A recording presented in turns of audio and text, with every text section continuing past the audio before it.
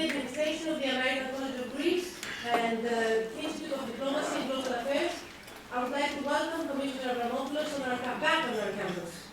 The American College of Greece is a private, non-profit, independent academic institution comprising today of three divisions: Peers, Deree, and Alba.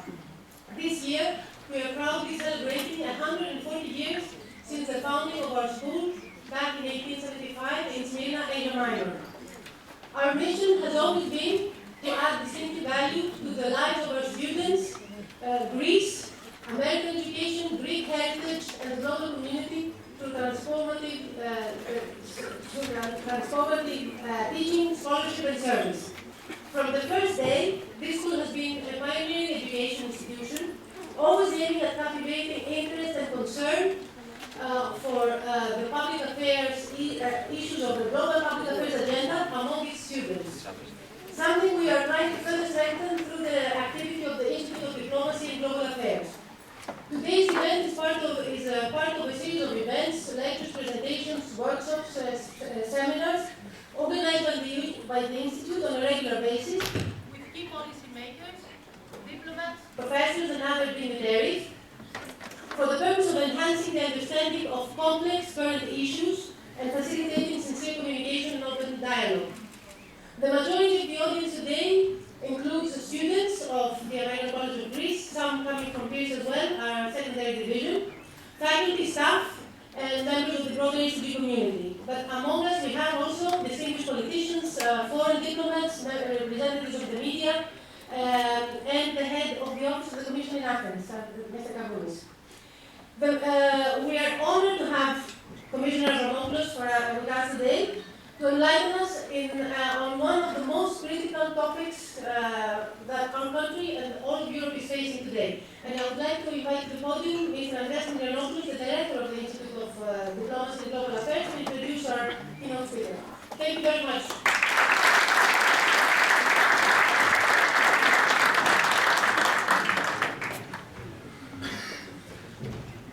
Commissioner Avramopoulos, Mr. President, ladies and gentlemen, members of the American College of Greece community, on behalf of the Institute of Diplomacy and Global Affairs, I would like to welcome you all here in one of our events. Usually our events take place in the afternoons of Thursdays in Athens.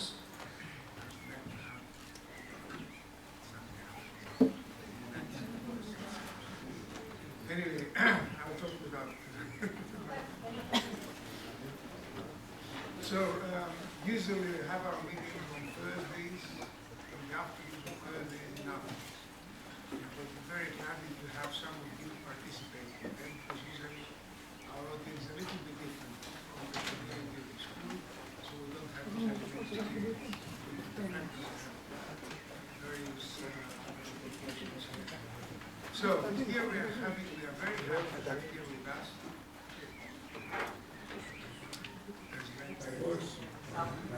That's better now. So, we are very happy and Lucky to have with us today. Not lucky. Commissioner Avramopoulos. Well, his appearance appears to have come at the end of a 400 meters relay race in Harvard, because you have been trying to arrange the speech since last year, if I'm not mistaken. But due to various obligations we had, it was not very easy to organize. As a matter of fact, last night I watched the 9 o'clock news, and I was frightened stiff because I saw that he was in Geneva. And then it was announced that on Friday he's going to be in Georgia. So how about the American College of Greece?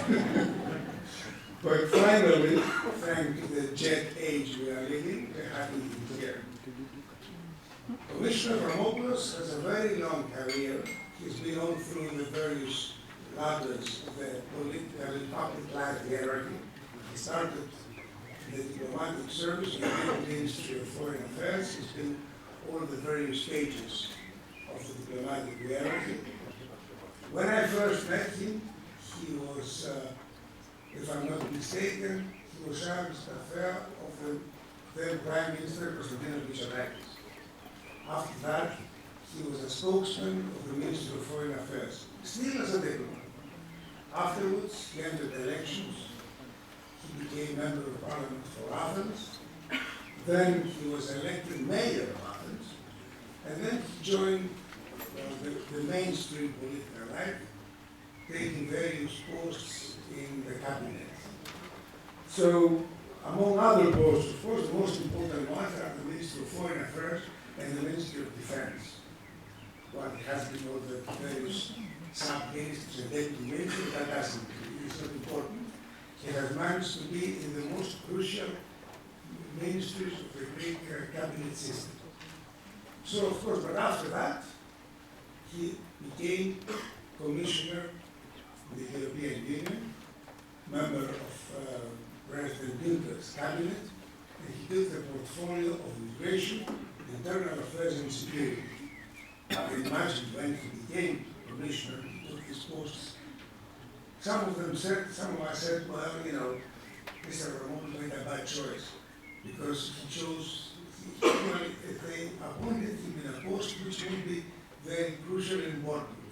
Well, you can imagine what that post is today, right? He's in charge of immigration, he's in charge of security, he's in charge of terrorism, he's in charge of, well, in charge of fighting terrorism.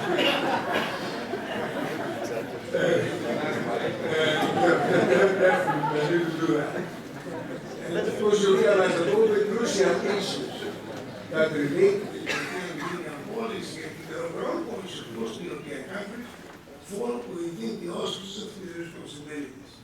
You can imagine that it's not a very easy life to deal with today, but I hope that, and I'm sure, that he's coping quite well with his responsibilities, and it's important that he's a Greek. Of course, as a commissioner, he doesn't deal with the affairs of Greece, but I'm sure he's doing his very best to think about Greece and do as much as he can about Greece. So, Mr. Commissioner Avramopoulos is going to talk about the problems, I would rather say the solutions, of immigration policy, and he will talk for about 15 to 20 minutes, he will give us an overview, and then he will be willing to answer questions which will be coming from you. Well, but I ask you to ask questions, not make statements, and give new speeches, all right? So, Commissioner Avramopoulos, please.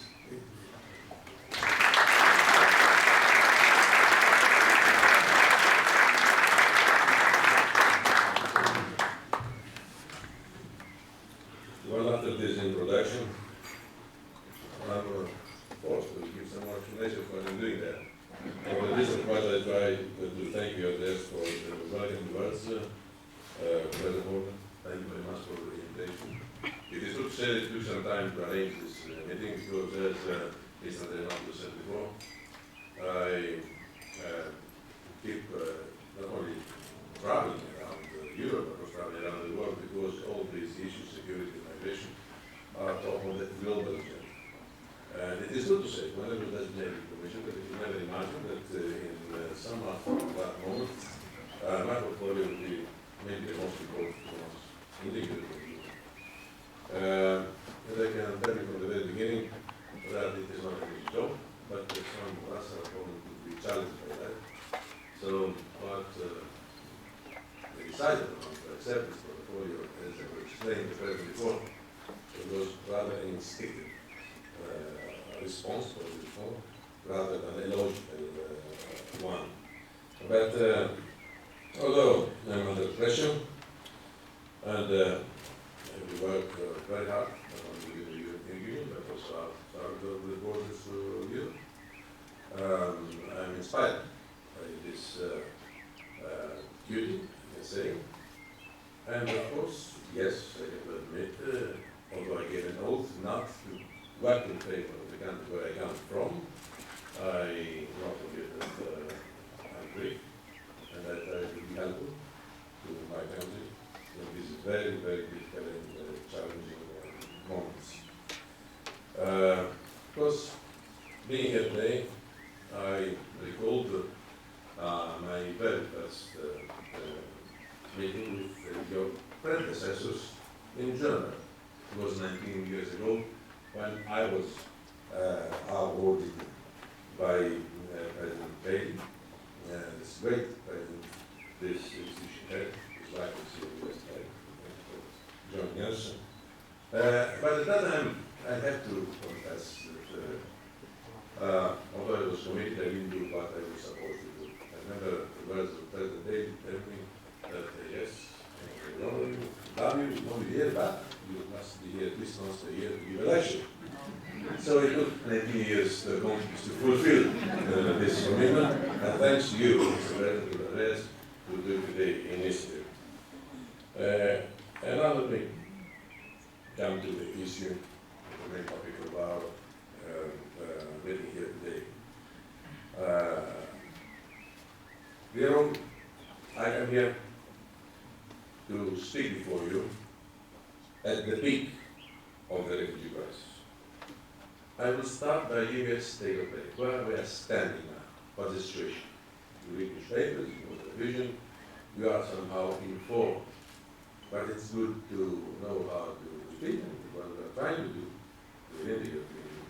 Because in the beginning we thought that it was a problem of Southern European countries, mainly Italy and Greece. It was a question of some months to realize that it's a pan-European problem with global dimensions. Actually, come back from Geneva, where I was yesterday, and we are making one more meeting with the Secretary General Ban Ki-moon, and actually they accepted my proposal to convene around September a meeting of all countries in Europe, this will be the case, in order to discuss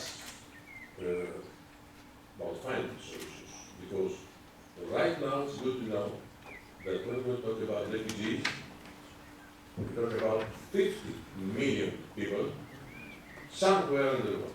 So it's not only a problem for Europe, it is a problem for the world.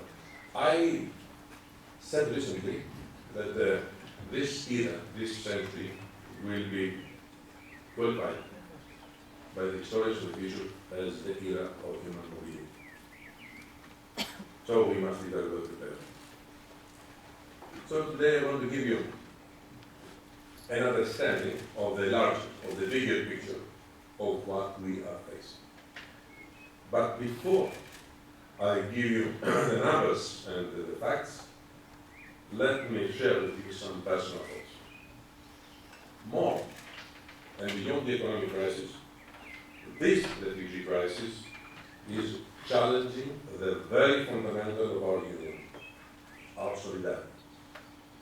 Many decisions and agreements have taken place, most often at the initiative of the European Commission. And yes, we have seen improvements, but I also see some developments which, for me, are not very European. And these developments tell me that we are not there yet. What many Europeans, but also European countries, but also other countries in the international community do not understand enough is that this is exactly what I told you at the beginning. It's a global issue, and that we can only address together, not against each other. Migration will be the defining element of the 21st century, even more so than of the 20th century. We cannot stop migration, but we have to become better at managing it to the benefit of the sending, transit, and receiving communities, but also to the benefit of migrants themselves. Let us not forget that we are talking about people, because the reference is usually on numbers. No, we talk about people. This very first map shows the migration flows have been enormous in 2000. Over 150,000 migrants entered Italy. Most of them crossed the Mediterranean Sea from North Africa. And right now, on the coast of Libya, it's a fake state, but this is the gas there, more than 500,000 people waiting. Nearly 900,000 migrants entered Greece via Turkey by boat to the Greek islands. Many of them continued to Northern Europe via the so-called Western Balkans route. As you can see, compared to previous years, Greece has experienced a huge increase of irregular migrants, irregular arrivals. This is primarily due to the deterioration of the situation in Syria. But we also know that in the last few days, arrivals in Italy from Libya are increasing again. Numbers can change and fluctuate easily. Following the number of arrivals, the number of asylum applications in Europe has also surged. As you can see, in 2015, the number of asylum applications has doubled compared to 2014 and tripled compared to 2013. Almost 1.4 applications were lost in the European Union last year. As a result of the huge migration flows, many Schengen countries temporarily reintroduced border controls. 7 Schengen countries continue to have certain border controls in place. It is very important to emphasize that these controls are temporary and exceptional. In the meantime, the European Commission has taken a number of concrete actions to manage the situation and to offer European solutions.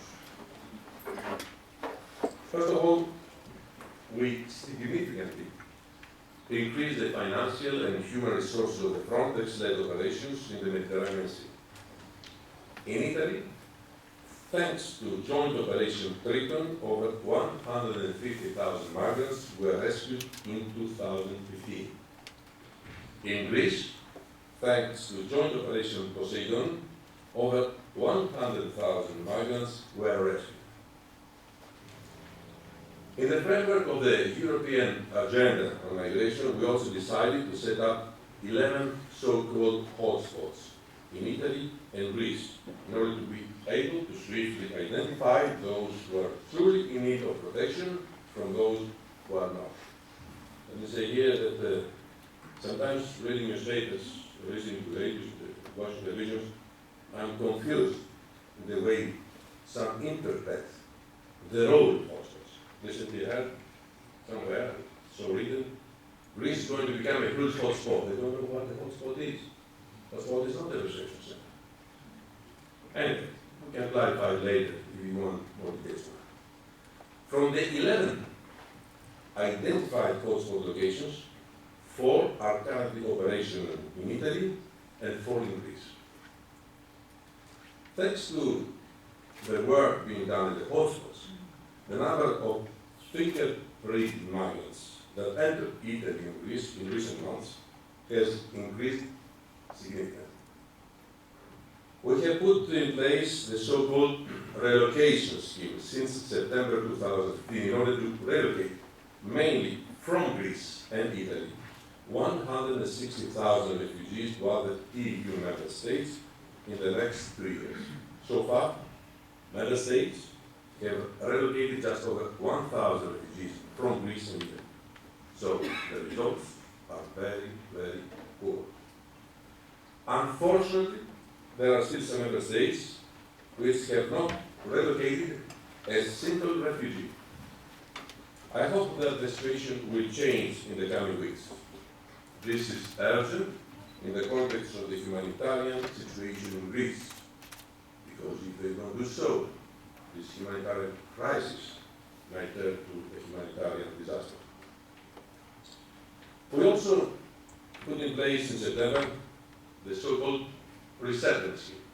We understand there's a difference between resettlement and relocation, in order to resettle from third countries that currently host a large number of refugees to EU member states, over 22,000 refugees.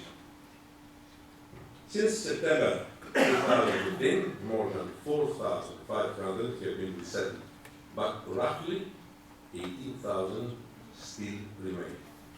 This is what I called for at the UNHCR conference just yesterday in Geneva. And in addition, 54,000 Syrian refugees will be resettled from Turkey to European Union member states under the Turkey Agreement. This number will come from the reserve from the 160,000 relocation places I mentioned before. The Commission has provided significant funding to European Union member states to deal with the crisis, including emergency assistance. Under the Asylum, Migration and Integration Fund, the Commission has allocated 2.8 billion euros until 2020. Under the Internal Security Fund, the Commission has allocated 2.2 billion euros until 2020. The European Union is also providing significant funds to third countries, which are hosting a large number of refugees. The biggest part of these funds, 6 billion euros, have been allocated to the refugee facility for Turkey, as agreed in the last European Council. It's good to clarify here. This money does not go to Turkey. It goes to the refugee facility for Turkey. The first 95 million euros has already been disbursed to support concrete projects on the ground. 55 million for schools and 40 million in humanitarian aid for the World Food Programme. So, dear friends, the work of the European Commission has gone a long way since the start of the migration crisis last year.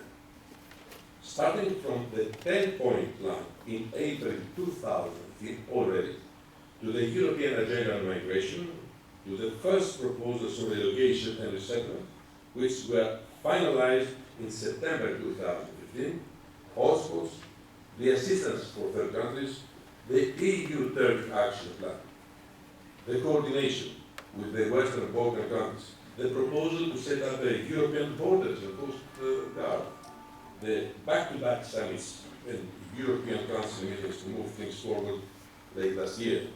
And early this year, the proposed roadmap for restoring fully the functioning of the Schengen system by the end of the year. And just 2 weeks ago, the EU-Turkey agreement to stop irregular migration from Turkey and crack down on the business model of smugglers while opening legal and safe channels to resettlement. So, in order to move ahead, in order to move forward, on all fronts, we need to do more. First, as I said before, on relocation, member states need to step up their efforts. They need to relocate from Greece and Italy an average of 6,000 refugees per month in order to meet the agreed target. Resettlement. In view of the recent EU-Turkey agreement, member states will also have to step up their efforts to resettle more Syrian refugees from Turkey to their respective countries. Hotspots. All of them must become fully operational as soon as possible. Here in Greece, thanks to the efforts of the Greek authorities, I trust that the last one, the hotspot in the island of Kos, will also become operational soon. And now on returns. We need to use all means possible to ensure the swift return of those who do not have the right to stay in Europe. We need to be clear and decisive. And now on smuggling. We will continue our efforts to crack down, as I said before, on smuggling. The recent agreement with Turkey is an important step for our overall efforts. We will also revise existing legislation later this year. But our work does not stop here. We need to think about the large picture and start addressing the medium and long-term challenges too. That is why we will also reform the Dublin system and make significant improvements in the common European asylum system. Enhance legal migration avenues and support integration efforts. Use better technologies to improve border controls. Use EU funds for targeted actions that will improve our migration policy. Ladies and gentlemen, dear friends, this is the state of play where we're standing now. The challenges are huge. This crisis is putting at stake the values of Europe and the European project.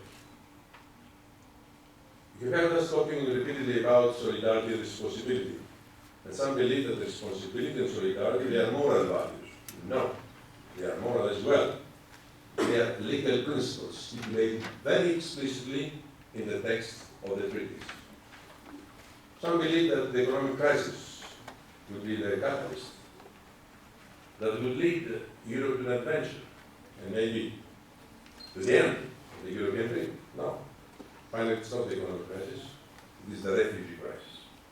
And last but not least, one of the major threats for the European democracies is the rising of xenophobia, of populism and nationalism. I can tell you that we're politically committed, yes, this time to erect fences in order to block this expansion that will be detrimental to our values, to our democracy, and to Europe. Don't forget something that is, for me, also very important, also for you. The role of the Commission, the role of us, is to defend by all means treaties. In other words, defend and even give a boost to the European dream, going back to the days that the previous generations decided to create more united, more inclusive, more peaceful, and more progressive new country. Thank you.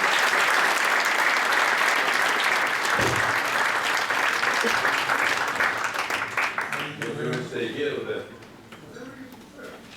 If you don't want to feel alone, I can take it. Otherwise, from here I have a better view. I would like to thank you very much, Commissioner, for your words and exposing all how the Commission stands vis-à-vis these tremendous problems and difficulties that Europe is facing.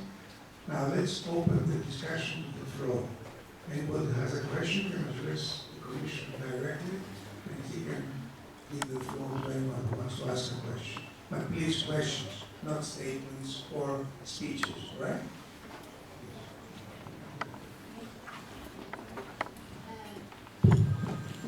Question. Welcome to our school, Mr. Commissioner.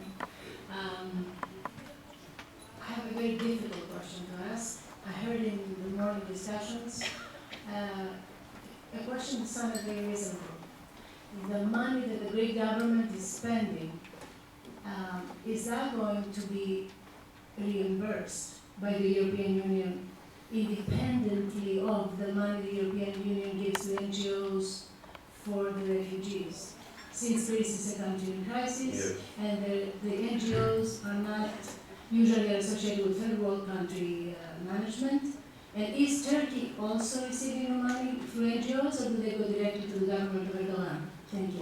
On the second part of your question, I've already answered. I told you that the money that we have allocated, approximately 6 million euros, goes directly to the fund that was set up in order to provide shelter, support, medical treatment, and decent condition life to the refugees. So this money must go to Turkey. As far as this is concerned, I think you heard before, you also presented on this slide, that from the very